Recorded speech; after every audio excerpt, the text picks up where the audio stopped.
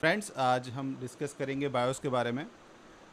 सारे मदरबोर्ड्स में बायोस होता है, सभी में अलग अलग तरीके का बायोस होता है और ये वर्क करता है उन बेसिक इनपुट आउटपुट ऑपरेशंस को लेके जो बूट से पहले स्टार्ट होते हैं।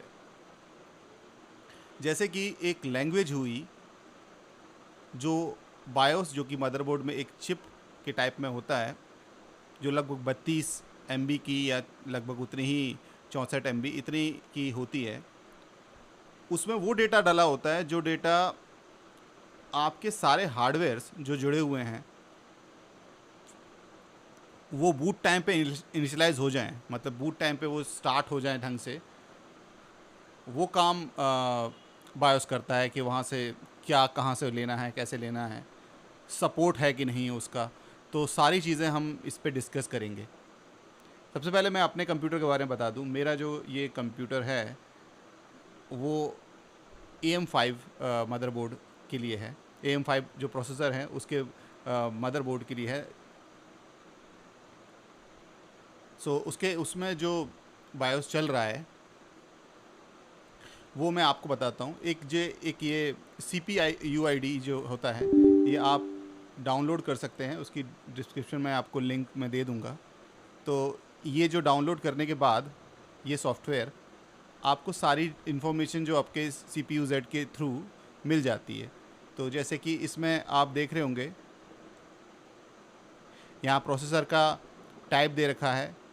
ये इस टैब में इसमें सारी डिटेल्स दे रखी हैं, कौन सा प्रोसेसर है, कितने कोर का है, कौन सा सॉकेट है, तो ये सारी डिटेल्स दे रखी हैं।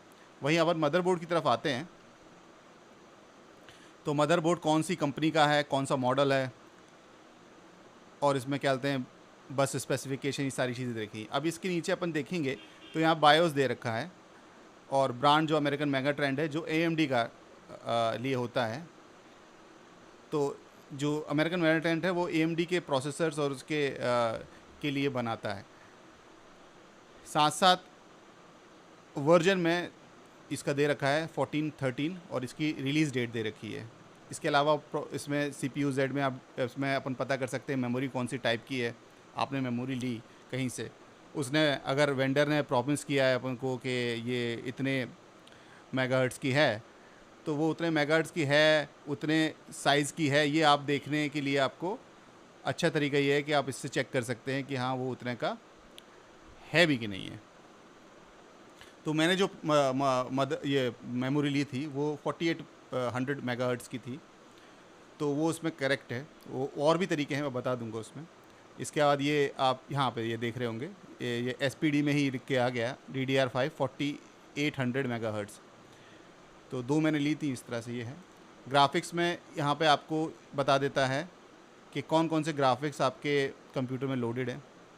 एक ग्राफिक्स तो ये होता है जो मदरबोर्ड के साथ आते हैं या प्रोसेसर के साथ आते हैं, और दूसरा ग्राफिक कार्ड। तो मेरे कंप्यूटर में जो ग्राफिक कार्ड है वो NVIDIA, आपको थोड़ा सा और बता देता हूँ, NVIDIA GeForce RTX 3070 Ti है, 8 GB। तो इसका बस विड्थ जो इसमें यहाँ पे आप देख रहे होंगे, बस विड्थ, उसकी साइज़ जो है वो, तो बाकी चीज़ें कितना ये क्या कहते हैं वोल्टेज लेता है। अब आती बेंचमार्क, इसमें आप उसको रन कर सकते हैं तो इससे पता पड़ जाएगा, और ये अबाउट है। तो पहले अपन जो मैं आपसे बात कर रहा था बायोस के बारे में, तो बायोस के लिए अगर आपका AMD का प्रोसेसर है और अगर आसूस का है तो वो मैं थोड़ा सा इसके बारे में डिस्कस करूँगा। तो इसका एक सॉफ्टवेयर है जो आप नेट से सर्च कर सकते हैं, माई आसूस करके है। यहाँ आप जाएंगे, मैं आपको बताता हूँ, ऐसा कलर का आइकन है। इसकी भी लिंक मैं आपको दे दूँगा डिस्क्रिप्शन में। अब ये जो है इसमें आपको जो प्रोडक्ट्स हैं आपके एसूस के और जो इसमें लिंक्ड है आपके कंप्यूटर में वो दिख जाएंगे। तो मेरा जो अभी इसमें मदरबोर्ड है P670, उसके सारे सॉफ्टवेयर यहाँ पे लोड होकर दिखा दिए हैं कि कौन कौन सॉफ्टवेयर हैं, कब उनका रिलीज डेट है। बेसिक से मतलब जो लेटेस्ट है वो आपको यहाँ पे मिल जाएगा। आप यहाँ से डायरेक्टली डाउनलोड कर सकते हैं और रन कर सकते हैं। एक चीज़ मैंने जो नोटिस करी आज थोड़ा सा क्या था कि मैं इसको नोट कर रहा था, और यही एक रीज़न है जाए शायद इस वजह से मैं ये वीडियो बना रहा हूँ, कि आज जब मैं बायोस को अपडेट कर रहा था, ये बायोस आप देख रहे होंगे, ये वाली जो बायोस है 1602, ये जो है ये बिल्कुल लेटेस्ट है। और इसको जब मैं लोड किया तो थोड़ा सा धीमा पड़ गया कंप्यूटर। जब बायोस आप अपडेट करते हैं तो कुछ चीज़ें ज़रूर देख लीजिएगा कि इसमें ये बायोस जो है वो बीटा वर्जन तो नहीं है। अब बीटा वर्जन और फाइनल वर्जन इसको कहते हैं कि स्टेबल वर्जन। इसका मतलब ये है कि बीटा वर्जन अभी टेस्टिंग फेज़ में है, और स्टेबल वर्जन जो है वो पूरे टेस्ट उसमें हो चुके हैं, उसमें सारे अप्स एंड डाउन्स उसके देखे जा चुके हैं, तो कम से कम उसमें ट्रस्ट किया जा सकता है। और जब वो रिलीज़ करते हैं फाइनल वर्जन, तो उसमें वो वारंटी को छेड़ते नहीं हैं, और वो बोल सकते हैं कि हाँ हमारे मदरबोर्ड पे इस पर कोई असर नहीं पड़ेगा, आप फ्री टू यूज़ हैं इसके लिए। लेकिन जैसे ही हम बीटा वर्जन यूज़ करते हैं, इसमें दो, एक ये 1602 है, वो आपको यहाँ पे एक नोट दिखा रहा है कि यहाँ पे अगर अपन यूज़ करते हैं, ये ट्रायल में चल रहा है, और अभी अगर आप यूज़ करते हैं तो एसूस वारंटी देगा, अदरवाइज़ फर्मवेयर के लेके या कुछ प्रॉब्लम हो गई तो थोड़ी बहुत आप भी ज़िम्मेदार हो जाएंगे। तो ये है। तो मैंने ये डाउनलोड किया था और कंप्यूटर थोड़ा सा धीमा हो गया था बूट अप के टाइम पे, तो फिर मैंने इसको चेंज किया। चेंज करने का भी एक तरीका है, उसमें भी बड़ी दिक्कत आती है, वो भी मैं बताऊँगा आपको। इसके अलावा देखते हैं 14.14 में, इसमें भी यही बता रहा है। लेकिन जब हम 14.13 पे आते हैं तब यहाँ कुछ नहीं दिखा रहा है, ये बहुत क्लीन वाला बायोस है। तो आप कोशिश करिए, आपके कंपनी कोई भी हो, आसूस हो मदरबोर्ड की, या MSI हो, गीगाबाइट हो, किसी का भी आप मदरबोर्ड यूज़ कर रहे हैं, तो जो उसका बायोस है वो स्टेबल वाला लीजिए, जिससे कि आपको वो दिक्कतें ना आए कि जो बाद में जाके वो बताएं कि हमारी प्रॉब्लम ये थी, आपने क्यों, मतलब आपने यूज़ किया, ठीक है वो टेस्टिंग के लिए हम तो कर रहे थे, लेकिन आपको दिया था, आपने क्यों यूज़ किया। तो ये एक चीज़ याद रखिए। ये जो एसूस है, ये एसूस के मदरबोर्ड के लिए। उसी तरीके से HP का भी एक यूटिलिटी है, वो भी आप इस पर चेक कर सकते हैं। अब इसके बाद हम ये देखें कि अब ये वर्जन यहाँ पे दिखा रहा है, इसके कारण से अब मेरी जो स्पीड है वो काफ़ी अच्छी इससे हो चुकी है, क्योंकि उससे पहले मैं जो यूज़ कर रहा था वो 12 करके एक और था, इससे पहले था, वो दिखा भी नहीं रहा है अब तो वो वाला जो यूज़ कर रहा था वो थोड़ा सा धीमा था। इसके अलावा अगर आप जो एसूस का मदरबोर्ड यूज़ कर रहे हैं तो वो ज़रूर एक और जो है वो होता है हमारा AI सूट 3, ये ज़रूर आप लोड करिए, ये भी आपको मिल जाएगा इंटरनेट पे। इसमें क्या होता है कि जब आप बायोस को अपडेट करना चाहते हैं तो दो तरीके से होते हैं। एक तो होता है UEFI मॉडल, तो वो जो मॉडल है उसमें मतलब बूट के टाइम पे आपको F2 दबाना है तो वहाँ पहुँचा देगा, फिर थोड़ा सा उसमें ऐसा है, उससे लोगों को डर लगता है थोड़ा सा कि भाई गड़बड़ हो जाएगी, कुछ ऐसा हो जाएगा। तो उसका एक बेटर वर्जन इसमें भी होता है, जिसको हम EZ अपडेट, यहाँ पे आप क्लिक करेंगे तो आपको ये इंटरफेस मिल जाएगा। अब यहाँ पे क्या है कि बायोस की करंट जो उसकी स्थिति, रिलीज डेट और ये सब ये वर्जन बता रहा है, साथ साथ आप यहाँ से आप बायोस का जो उसकी फाइल है वो एड्रेस कर सकते हैं, वो यहाँ से उठा लेगा और आपको यहाँ पे ऑप्शन आ जाएगा और आप इसको अपडेट कर सकते हैं। अपडेट करते वक्त करेगा ये कि डायरेक्टली थोड़ी देर बाद ये खुद रीस्टार्ट करके आपको UEFI मॉडल पे ले जाएगा और जाके वहाँ पे अपना आप करना लगेगा, लेकिन आपको ढूंढने की ज़रूरत नहीं पड़ेगी बूट अप के टाइम पे जो अब थोड़ी प्रॉब्लम होती है, तो ये वो काम कर देगा। थोड़ा सा ये सेफ़ है, हालांकि बायोस सेफ अपडेट करना थोड़ा सा कठिन भी हो जाता है। जो मैंने भी आज प्रॉब्लम फेस करी थी कि बायोस अपडेट हो गया लेकिन बाद में बूट अप के टाइम पे वो लोड नहीं कर रहा था, मतलब कि वो वेलकम स्क्रीन के बाद आने नहीं दे रहा था, लिख रहा था आप बायोस में एंटर करिए, UEFI मॉडल में एंटर करिए, लेकिन उसके आगे वो आने नहीं दे रहा था।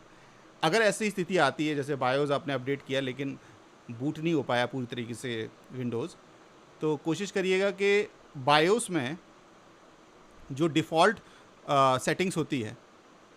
अगर जैसे आपने कर दिया उसके बाद नहीं हो रहा है तो फिर एक बार जो रैम में सेटिंग्स चली जाती हैं वो हटानी इम्पॉर्टेंट है। इसलिए कंप्यूटर को पूरी तरह बंद कर दीजिएगा, मतलब कि पूरी तरह का मतलब कि उसको पावर से निकाल दीजिएगा। उसकी पावर जो उसको पावर मिल रही है मदरबोर्ड को वो निकाल दीजिएगा, जिससे कि जो रैम की जो मेमोरी है वो ड्रेन हो जाए। रैम की मेमोरी ड्रेन हो जाएगी तो उसके कारण से क्या है कि वो शुरुआत से स्टार्ट करेगा। फिर आप स्टार्ट करिए और F2 को दबा के बायोस मॉडल में जाइए, या आपके कहते हैं जो वो होती है बूटअप स्क्रीन होती है वहाँ पे जाइए और डिफ़ॉल्ट सेटिंग्स में चले जाइए। डिफ़ॉल्ट सेटिंग्स में जाके कम से कम ये होगा कि आप वापस विंडोज़ चालू कर पाएंगे। फिर बाद में जो होगा देखेंगे, लेकिन पहले विंडोज़ को वापस लाना इंपॉर्टेंट हो जाता है। दूसरी बात ये कि बायोस अपडेट करते वक्त ये कोशिश करिएगा कि ये पावर फेलियर ना हो, क्योंकि पावर फेलियर होते ही अगली बार आप जब बूट अप करेंगे कंप्यूटर को तो वो बूट नहीं करने देगा, क्योंकि बायोस उड़ चुका है, उस चिप में खाली हो चुका है या करप्ट हो जाएगा जो भी है। तो फिर आपको एक पेन ड्राइव में फिर से आपको क्या कहते हैं बायोस लाना पड़ेगा, कहीं और से डाउनलोड करके फिर लगाना पड़ेगा। एक छोटी सी पेन ड्राइव 2 GB की हो या पुरानी हो या कैसी हो, तो वो हमेशा अपने पास रखिए, जिससे कि आप बायोस को हमेशा अपने हैंडी रख सकें। कभी भी हो जाता है आजकल पावर फेलियर में या यूपीएस में भी कभी भी दिक्कत आ जाती है, तो उसके थ्रू भी बायोस उड़ जाता है।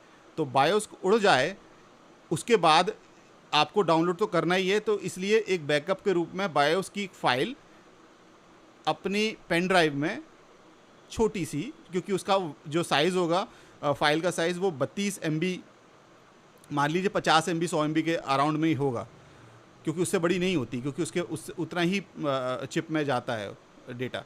तो उतना डेटा के लिए आप एक छोटी पेन ड्राइव यूज़ कर सकते हैं, 2 GB की हो, पुरानी हो, और FAT32 में उसको फॉर्मेट करके रख सकते हैं, क्योंकि ये NTFS में वर्क नहीं करेगा। आप फाइल सिस्टम की बात कर रहा हूँ मैं, तो FAT32 में ही क्या कहते हैं बायोस की जो पेन ड्राइव है वो वर्क करेगी बूट के टाइम पे।